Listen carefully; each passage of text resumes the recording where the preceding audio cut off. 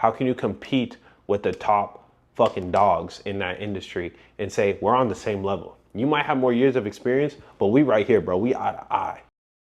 This is a video that I hesitated on making, but it wasn't until, as of recently, I was at a shoot and one of the kids, it's funny enough, he's 22 and he was like, bro, like, I want to do what you do. You live in the city, you model, like you do these events. I want to do what you do. Like, how do you do it? That's crazy to think about. Like, it put life into perspective. I'm going to highlight the key moments where I learned specific things along the way that relate to all freelancing services. So no matter what business you're trying to pursue, create, sales, doesn't matter.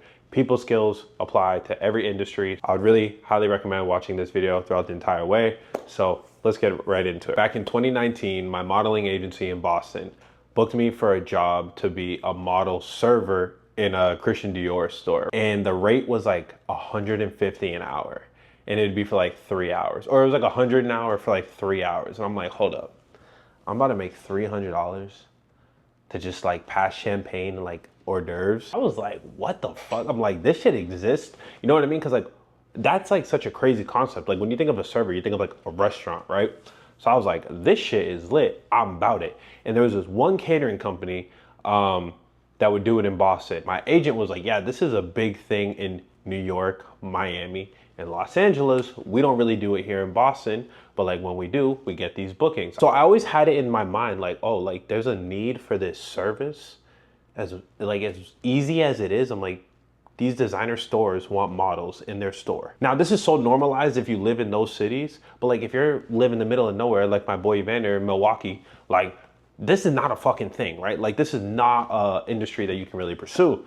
So I was like, oh shit, this is lit. So I always had this on like the back of my mind, right? Like 100 an hour. I was like, that's up. Fast forward, COVID happened. I'm about to graduate college and I'm like, damn, I want to move to Miami. Like, this is when I started making that decision, like COVID, I'm tired of this. So I reached out to my agent and I said, hey, like, I know you said these other cities, like, you know, do these events. Do you know any like way I could get like, you know, into that? Like, how do I get in? And he told me, and I'm gonna tell you guys the name, that there's this company called Runway Waiters. Runway Waiters is in New York, Miami, and LA. And it's literally exactly what it sounds like. Runway, models, waiters. And you end up finding out not all of them are actually models, but they try to act like they are. Basically, if you're an attractive person and you're present on social media, because your Instagram is basically like your digital resume, you can get these bookings, right? I'm like, oh, this is lit. I can go to Miami. I'm gonna get signed to a modeling agency. I'm gonna start doing these events. Little did I know is that I don't know anything about the event industry. It's on a day-to-day basis, right? Nothing is scheduled in advance. It's not a 9 to 5, right? It's literally like freelancing. Like you don't know when the next job is gonna come. I didn't know this, right? I'm being told like this in Miami, it's probably active. I think like rates with them were starting at the time around like 45 an hour, which because there's more volume that they said that they can't pay like that rate of 100 an hour, but because in Boston it's so limited, like they pay more. Makes sense. So I was like, okay, whatever, that's cool. As long as I get volume and I can do this on a day-to-day basis, we're lit. Fast forward, I get to Miami. Art Basel, if you guys are familiar with what Art Basel is probably the busiest time of the year here in Miami. Basically every day for a week, there's a bunch of events, showings, galas. Everybody and their fucking mama is here, right, during Art Basel. So because of that, the demand for service in all these model servers goes up. Why? Because all these designer brands are hosting events in their store. So when the scarcity rises, your pay rises. I got 3 bookings that week during Art Basel week, and the rate I think was like 50, 55 an hour. It was something like that. I was like, I just got to Miami. Like, these are my first bookings. Mind you, I only had 3, right? Come to find out, lo and behold, I could have been working like every day. But again, you don't know until you know. This is a key point. So my first event ever, I work with this catering company who does events in Miami. So it's very important to where you realize where you can cut out the middleman, right? You only want to have a middleman if they're really of use for you, because all they do is take money, right? Like all a middleman does is take money on top of your head, charge a fee, and that's fine. A lot of industries call for it, like a modeling agency. When you can cut out the middleman, do that. You want the client to pay you directly. So I met this catering company and they're like, we do events here in Miami all the time. We want to bring you on. Why? Because they saw I was a good worker. They saw I was presentable. I was on time, which is why I say when you're starting your business, always be on time, always be presentable. Now I want to make a side note that I also wanted to move to Miami. I feel like when most people want to move to a new city, they want to see something different. They're like, I need more to life, right? I can't remember if it was my second or third event. I was working, I had to sign an NDA, but basically the level of this event was insane. It was a private penthouse rooftop on Miami Beach, and there were individuals there who quite literally everyone watching this video would know. It's like I'm seeing these people on a like face-to-face basis, right? Like this is insane to me. I'm working the event, I'm putting in work, yo. This is why I say it's so important, no matter what industry you're in, is that if you're there to work, put your best foot forward. They cut half the staff and they say, hey, we're gonna keep 4 people. We want you to be one of them. We'll pay you $100 an hour to stay and we'll PayPal you at the end of the night.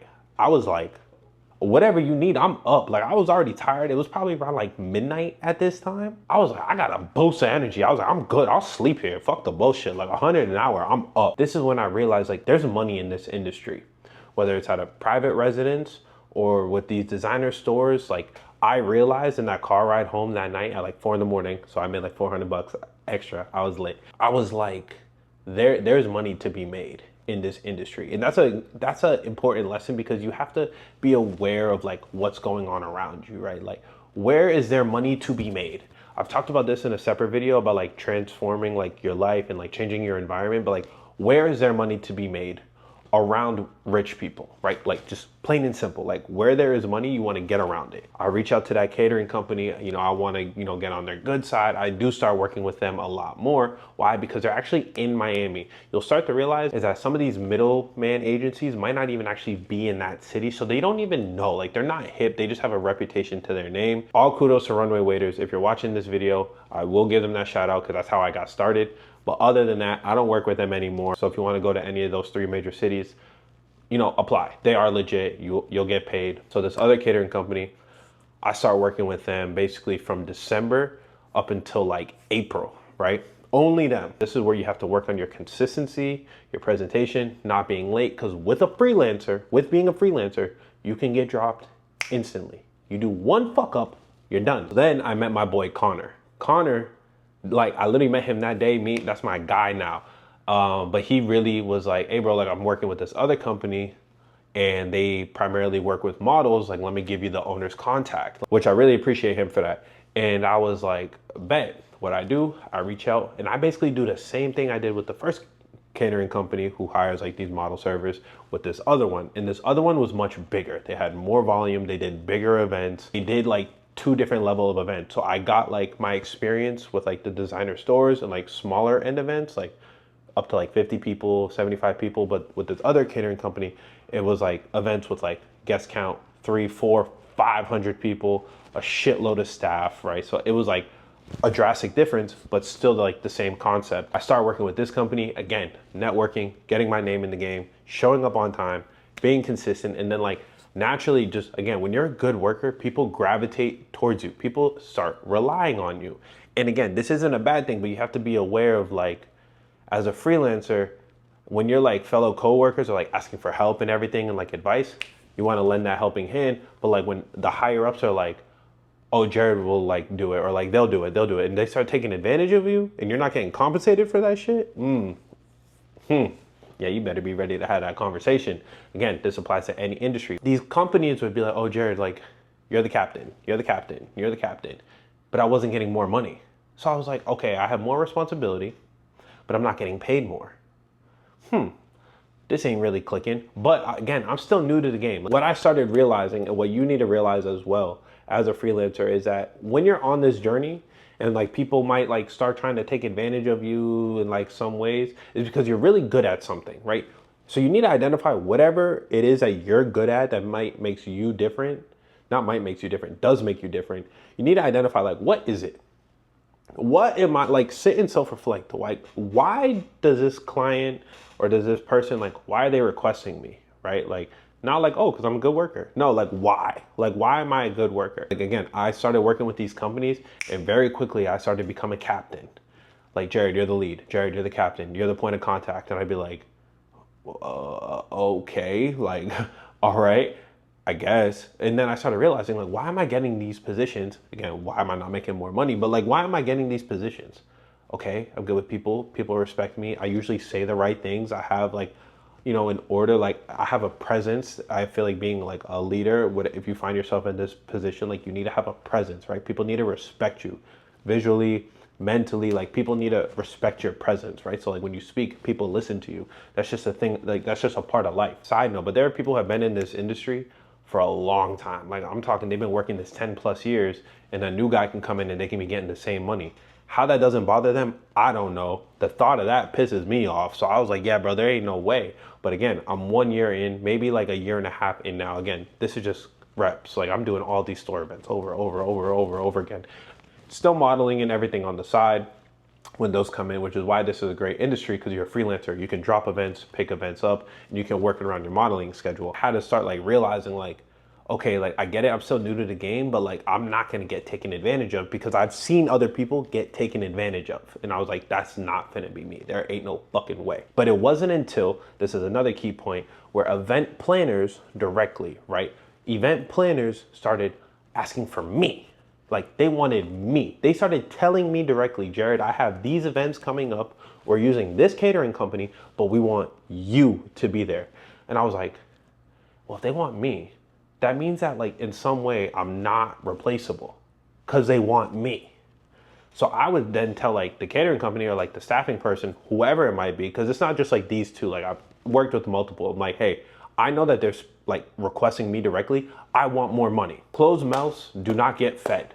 If you don't say anything, you are not going to get anything. These companies do not want to pay you more. Like that's a fact, right? You have to speak up for yourself.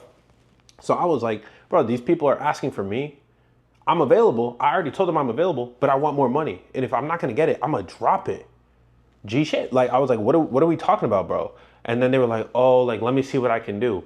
What the fuck you mean you can see what you can do? Figure this shit out. So then I started realizing, I was like, bro, I don't need these like staffing companies. They're not going to compensate me. And these event planners just want me directly. I'm like, they can just hire me directly. I have no contract. I have no obligation to these companies. So then I started pitching myself to these companies. This is when I started my LLC, because I saw like, if I'm going to do more with this event industry, and maybe I start like staffing people directly myself and taking care of my guys, because I know what it like takes to actually, you know, make a happy team or like a successful team of like group of guys or girls, whatever the event calls for. And I know what it takes because I'm in the game, right? I got skin in the game. I'm still in it. This is when on the back end, I started making my LLC and I started pitching myself directly to these event planners that I came across with.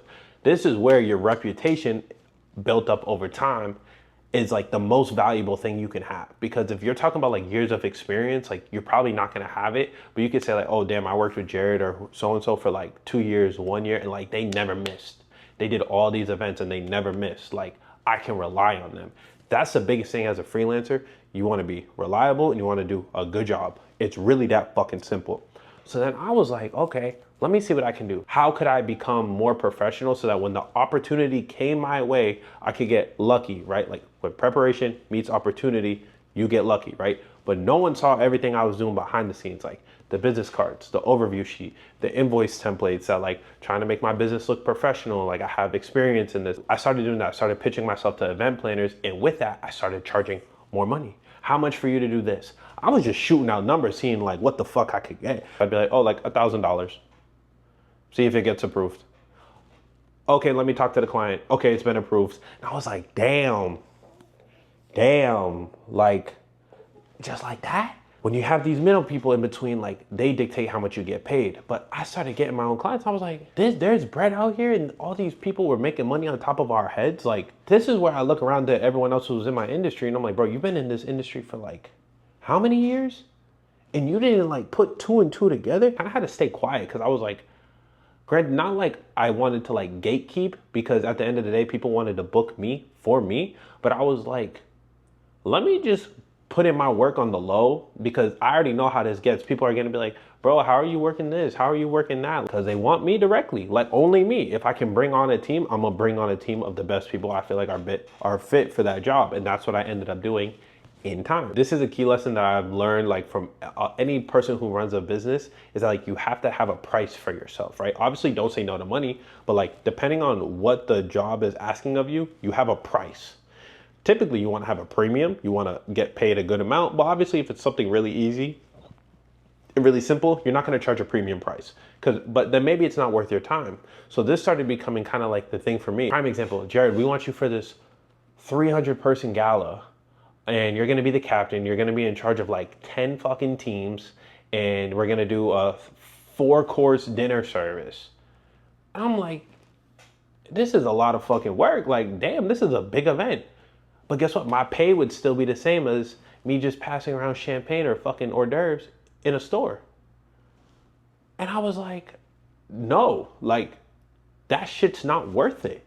Hire someone else and let me know how the event goes. So you kind of have to, like, to some degree, again, whatever industry you're in, if you're in sales, if you offer a service, let's say you're a plumber, right?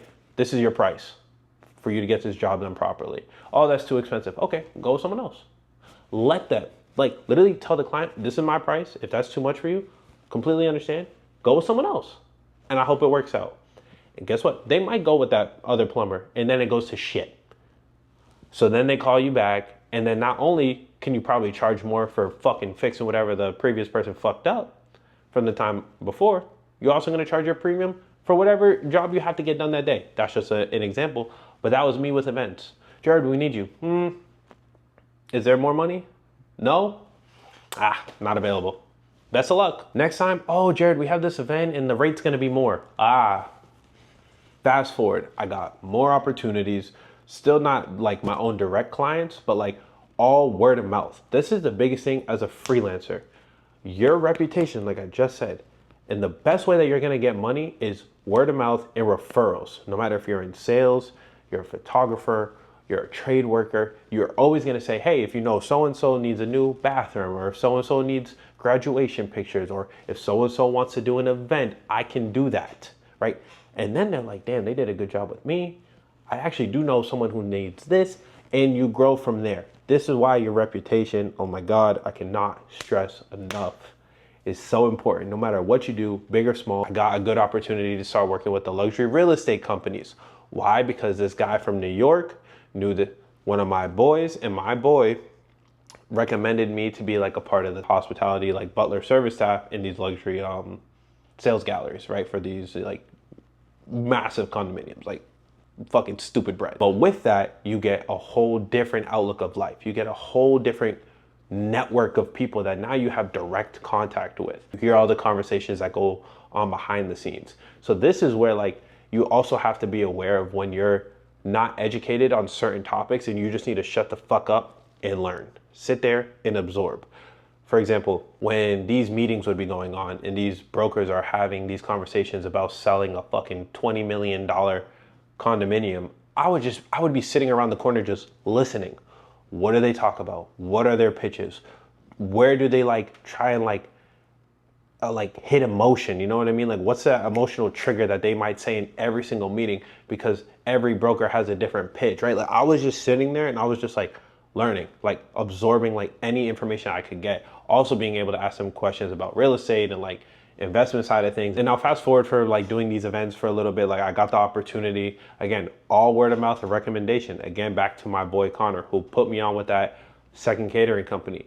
He recommended me to an opportunity that was presented to work with the private F1 membership club, and I'm the team lead. I started that last October. We just finished up this, the first season in May, and technically the second season renews in, I don't know, the upcoming season, like fall. So we'll see how that goes, because again, when you're a contractor, freelancer, seasonal, nothing is guaranteed. I'm not gonna go too into detail with that, but I want you guys to get the bigger picture of like, it all comes down to word of mouth. It all comes down to the work that you put in ahead of time. Again, everyone will see me and be like, bro, you're so lucky you got that job. You're so lucky you got that opportunity. This is what happens. Like when people in the industry, when I moved here 3 years ago and they know me from when I first started until they see me now, and they're like, oh, bro, that's such a good gig. Like you're lucky you got that gig. I'm like, I'm not fucking lucky I got that shit.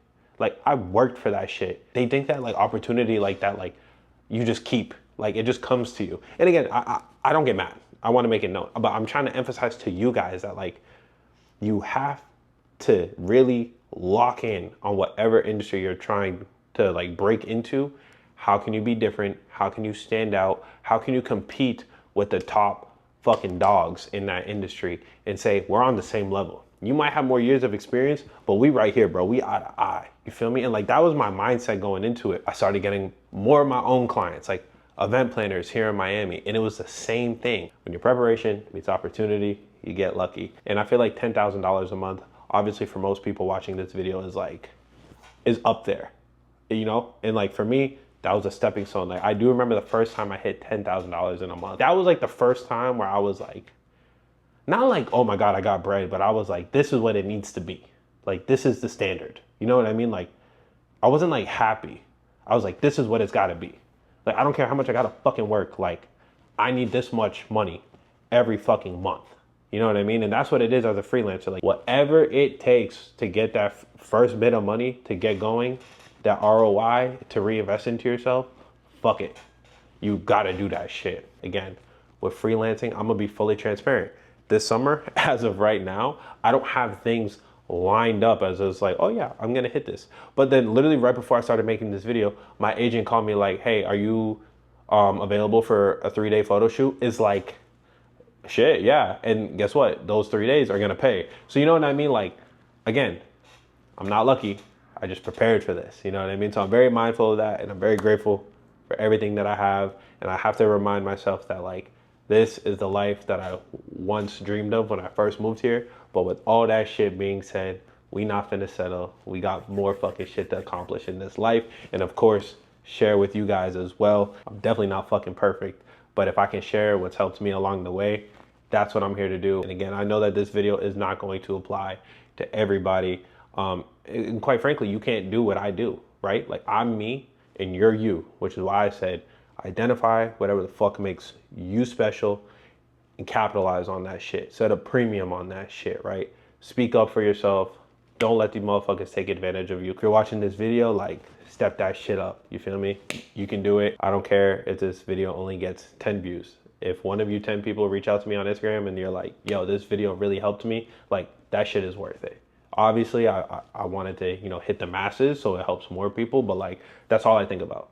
I think about like me at 22, and I'm like, this would help me. So I know it'll help you. Thank you guys so much for watching this video. Make sure you check out the video that's on the screen right now if you want to continue to, you know, learn more about me and my mindset and outlooks on certain things. Y'all know the deal. Until next time, I'll catch y'all later.